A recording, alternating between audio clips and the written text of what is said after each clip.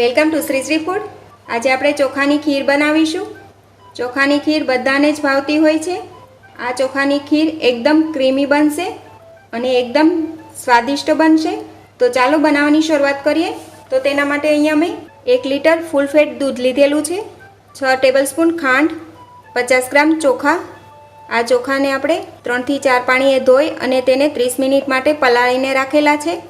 8 થી 10 બદામના ટુકડા, 8 થી 10 કાજુના ટુકડા, 1 ચમચી દ્રાક્ષ, 10 થી 12 કેસરના તાતણા, 1 નાની ચમચી ઇલાયચી પાવડર અને 1 ચમચી ઘી લઈશું। પહેલાં એક કઢાઈ લઈશું, તેમાં આપણે 1 ટીસ્પૂન ઘી નાખીશું। એમાં આપણે ટુકડા કરેલા બદામ છે તે શેકાવા માટે નાખી દઈએ, સાથે કાજુ પણ શેકીને તૈયાર કરીશું તો તે નાખીશું। હવે તેને મીડિયમ ગેસ પર બંનેને શેકીને તૈયાર કરીએ। કાજુ બદામનો થોડો કલર બદલાય ત્યાં સુધી શેકીશું। ડ્રાયફ્રૂટ આપણે ખીરમાં શેકાયા વગર જ નાખતા હોઈએ છીએ, પણ આજે આપણે ડ્રાયફ્રૂટ શેકીને નાખીશું, તેનો ટેસ્ટ એકદમ અલગ જ આવશે। હવે કાજુ અને બદામ બંને શેકાઈને તૈયાર થઈ ગયા છે। હવે તે જ કઢાઈમાં તે જ ઘીમાં આપણે પિસ્તાને પણ થોડા શેકી લઈશું। ધીમા ગેસે આપણે ડ્રાયફ્રૂટ શેકીને તૈયાર કરવાનું છે। આ રીતે પિસ્તા થોડા શેકાય ત્યારબાદ આપણે તેમાં દ્રાક્ષ પણ નાખીશું।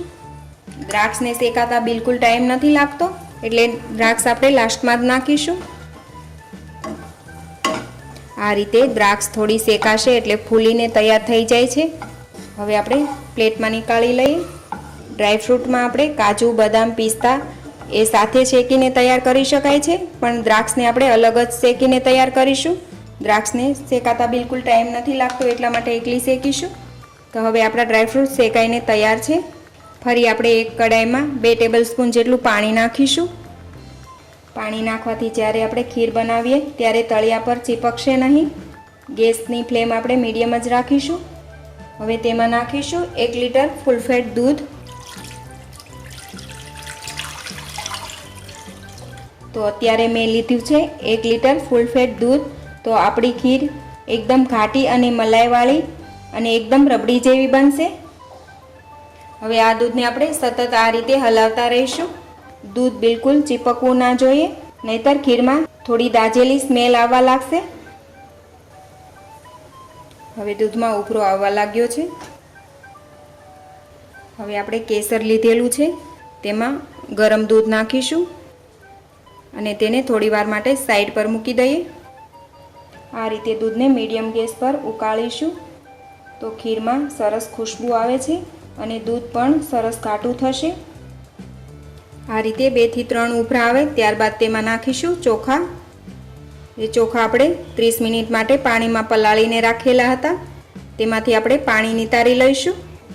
હવે આ ચોખા આપણે પાણી નિતારીને તૈયાર કરી લીધેલા છે, તેને આપણે દૂધમાં નાખીશું। અત્યારે આપણે 50 ગ્રામ ચોખા લીધેલા છે। આ ચોખા આપણે ખીર અથવા તો ખીચડી માટે લાવતા હોઈએ છીએ તે જ છે, અથવા તો આપણે ટુકડી ચોખા આવે તે પણ લઈ શકાય છે। આ રીતે હલાવતા ચોખાને દૂધમાં ચડવા દઈશું। જે આપણે ટુકડી ચોખા ખીર માટે લઈએ તે જલ્દીથી ખીર ચડી જાય છે। ગેસ ધીમો રાખીશું। આ રીતે બાજુમાં ચીપકેલી મલાઈ પણ દૂધમાં મિક્સ કરતા જઈશું। આ રીતે ચોખા દૂધમાં ચડવાથી એકદમ સરસ ચડી જશે અને એકદમ સ્વાદિષ્ટ ખીર તૈયાર થાય છે। આ રીતે વચ્ચે વચ્ચે ખીરને આપણે હલાવતા રહીશું। એ પહેલાં જો તમે હજી સુધી અમારી ચેનલ સબસ્ક્રાઈબ નથી કરી તો પ્લીઝ અહીંયા ક્લિક કરો એટલે સબસ્ક્રાઈબ થઈ જશે અને બેલ આઇકન પર ક્લિક કરશો એટલે તમને અમારા નવા વિડીયો મળતા રહે। અને વિડીયો પસંદ આવે તો પ્લીઝ લાઈક પણ કરો અને તમારા ગ્રુપમાં શેર પણ કરવાનું ભૂલતા નહીં। હવે આપણે ચોખાને ચેક કરી લઈએ ચડી ગયા છે કે નહીં।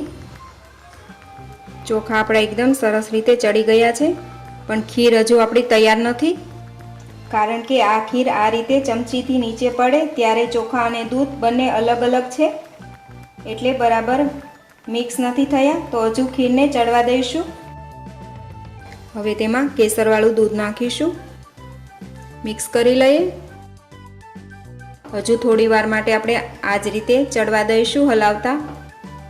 હવે ખીરમાં આ રીતે થોડી થિકનેસ આવી ગઈ છે, તો તો હવે તેમાં નાખીશું ખાંડ. અત્યારે આપણે અડધો કપ ખાંડ લીધેલી છે. તમે તમારા ટેસ્ટ પ્રમાણે ખાંડ પ્લસ માઇનસ કરી શકો છો. જે રીતે તમને સ્વીટ વધારે પસંદ હોય અથવા તો ઓછું પસંદ હોય એ રીતે તમે લઈ શકો છો.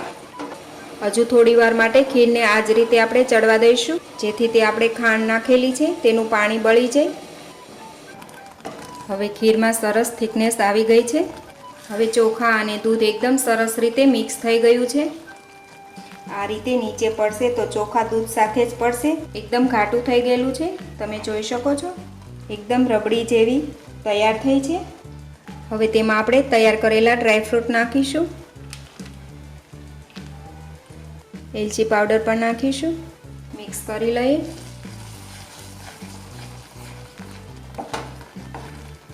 હવે આપણે ખીર તૈયાર છે. ગેસ બંધ કરી દઈએ. નીચે ઉતારી લઈશું. હવે ખીર આપણે એક બાઉલમાં લઈશું. તો આપણી જબરજસ્ત ક્રીમી ખીર તૈયાર છે. હવે આપણે ખીર ઉપર થોડા પિસ્તા, થોડી બદામ અને કેસરથી ગાર્નિશ કરેલું છે. તો તૈયાર છે એકદમ પરફેક્ટ 100% ટેસ્ટી ક્રીમી ખીર. તો તમે આ ખીર જરૂરથી બનાવજો. આ ખીરને તમે ગરમા ગરમ પણ ખાઈ શકો અને તેને ફ્રીજમાં ઠંડી કરીને પણ ખાઈ શકો છો.